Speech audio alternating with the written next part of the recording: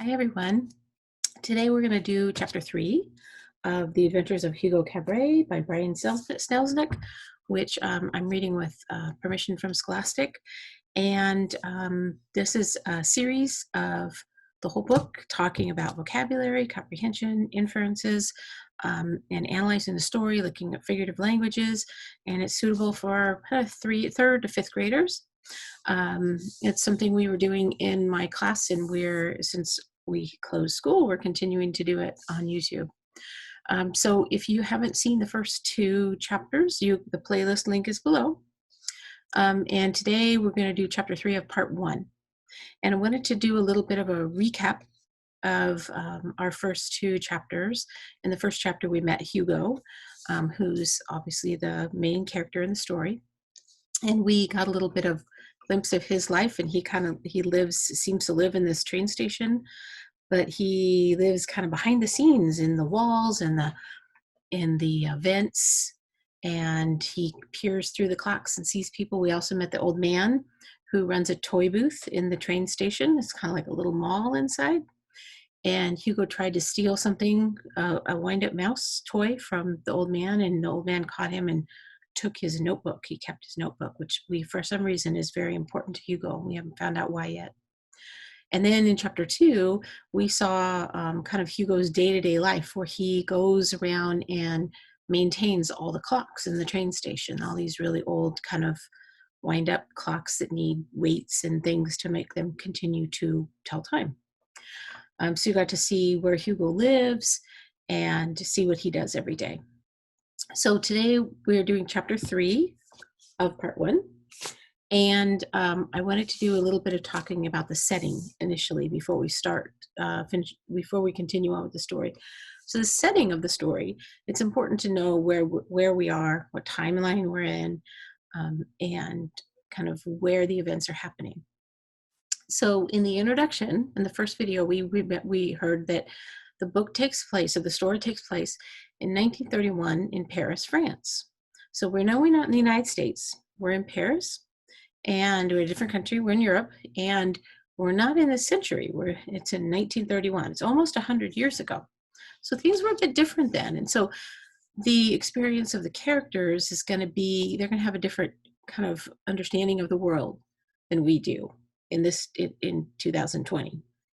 So I wanted to give you a little bit of background on what France was like in 1931. So in 1931, France had just recovered from World War I, actually in 1929. So World War I ended in 1918, and it took France until 1929 to completely rebuild. And I'm going to show you a couple pictures. What you're looking at right now is two views of a hotel. One is before World War I, and the bottom one is afterwards. So you can see that France was very affected. A lot of, most of the war was fought in France. So the infrastructure was very damaged. So here's a couple more pictures of what France looked like by the end of World War I, which was in 1918. And this just gives you some idea of where people were in the book about 20 years before the story happened.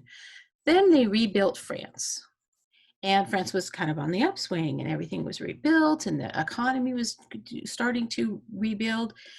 And then the Great Depression hit. And so this is something you're going to learn about later on in history, but the Great Depression was not, everybody was sad. It was a great economic kind of interruption. A lot of people lost their jobs, and money was tight for everyone. And so that's kind of where we're at in the book, or in the setting of the book. So France had gone through World War I. There was a lot of destruction and a lot of bad things happened. They finally rebuilt, and then the Great Depression hit. So all these economic hardships were happening for everybody. So let's keep that in mind when we start reading chapter 3. Now, Hugo probably wasn't really alive during that time, or he was very, very young and doesn't remember it. The old man in the book definitely lived through that time. So some of his experiences are going to be affected by living through the war, living through the rebuilding, and then experiencing the economic depression. All right, so chapter 3 is called The Snowfall. And here we meet the old man again. Oh, vocabulary words. Let's do those first. Okay, so vocabulary words we're going to see in chapter 3 are hesitated, which you probably kind of know. It's like you paused for a second before you did or said something because you were maybe a little uncertain. Shuffled. So there's a lot of different ways you could, there's a couple of different things you could use to define shuffle. Like, it's not like shuffling cards. It's more like shuffling your feet like this, like kind of walking really slowly and not really picking up your feet very well. That's the context in this book. Glanced is like just a glance, just a really quick look. And decrepit is something that's really worn out or ruined because of age or neglect. Like a building that somebody didn't take care of or is really, really old, or both, can become decrepit. Different than rickety, which is what we saw in our other vocabulary word last chapter. All right, chapter 3, snowfall. And there's some cool pictures in here too that I will show you, as all the other chapters. The old man shuffled to the front of the toy booth. He was beginning to close up shop, lowering the front wooden gate when Hugo approached him from behind. Hugo knew how to walk silently, but he let his feet fall loudly on the tiles to let the old man know he was there. Pick up your feet, boy. The old man glanced over his shoulder. Another word. I hate the sounds of heels clicking on the floor.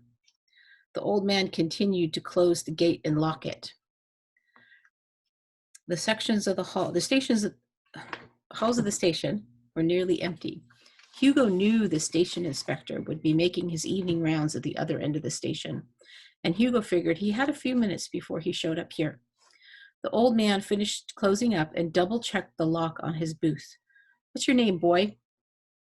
Hugo hesitated. He was gonna lie, but then for some reason he said his real name. Hugo. Hugo Cabret. Listen to me, Hugo Cabret. I told you to stay away from me. I will drag you to the station inspector's office and lock you up if I see you again. Do you understand what I'm saying?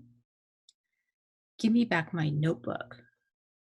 I'm going home to burn your notebook. With that, the old man glanced quickly at the clock across from the toy booth and headed out under the great iron ribs of the train station. He merged through the golden doors in the dark streets of Paris. It was the end of winter, and a light snow had begun to fall. Hugo watched him go. It had been a very long time since Hugo had left the train station, and he wasn't dressed for winter. But within moments, he burst through the doors. You can't burn my notebook, he shouted to the old man. I can, came the answer. Hugo wanted to tackle him, to knock him to the ground and take back his notebook, but he didn't think he was big enough. And besides, the old man was strong. Hugo's arm still ached from where he grabbed him earlier. Stop clicking the street with your heels, the old man hissed through his teeth, and don't make me say it again. He shook his head and adjusted his hat. Then quietly he said to himself, I hope the snow covers everything so all footsteps are silenced and the old city can be at peace. Okay, so here's the first picture, kind of gives you, they're walking out of the door on the bottom right here. And there's another picture, and Hugo, he doesn't look very warm, does he?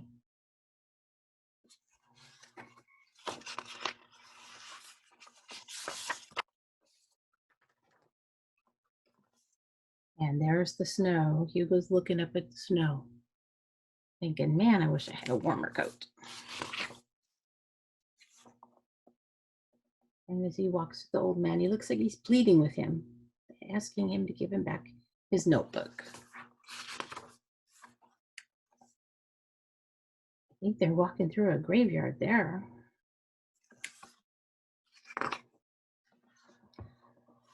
They soon arrived at a decrepit apartment building across from the graveyard. So remember, decrepit is something that has not really been taken care of, or it's really old and it's kind of falling apart. The old building seemed to lean slightly to the side.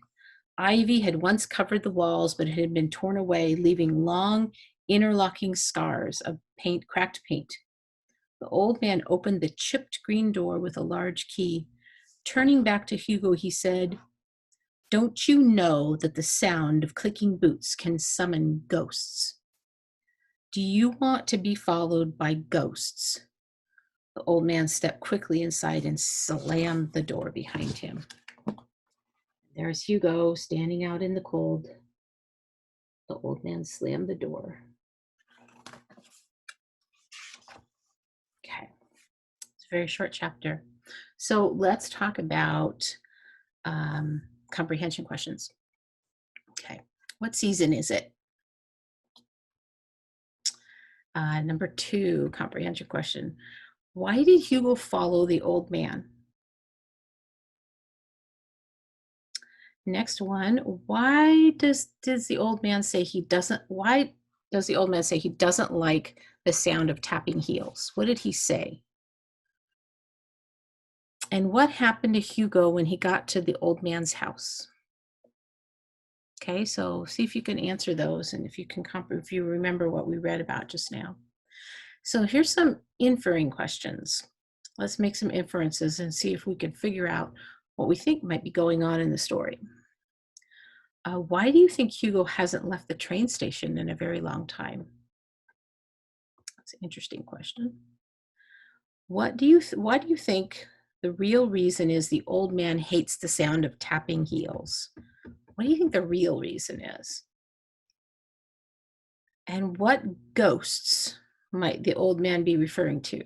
Now remember last chapter, or the chapter before, we had talked about the fact that ghosts don't necessarily mean like, ooh, ghosts. They sometimes mean something else. It's kind of a metaphor. Is the old man wealthy? Is he happy? And why do you think the old man is threatening to burn Hugo's book? Why not just give it back to him? Those are some things to think about. So we talked about the ghosts as part of the symbolism.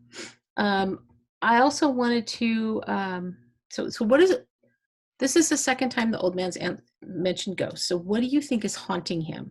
Something from the past maybe is haunting him, but we don't know what it is. The final thing that I want to talk to you about is this is about the time I'd like you to start thinking about some predictions. What do you think is going to happen in the story? And if you want to take out a piece of paper and follow along, we actually had these cool folders we were working on in our class where you can make 5 predictions. Tell me where you think the story is going to go. What do you think is going to happen to Hugo? What about Hugo and the old man? What about, is there anybody else going to be involved in the story? What do you think is going to happen to Hugo in the end? And make those predictions and write them down. And then as we go through the story, the predictions you find that come true, you kind of circle them, and the ones that didn't come true, cross them off. And that way you kind of see how well you predicted what was going to happen to the story. So next time we'll read chapter 4, and I will see you later.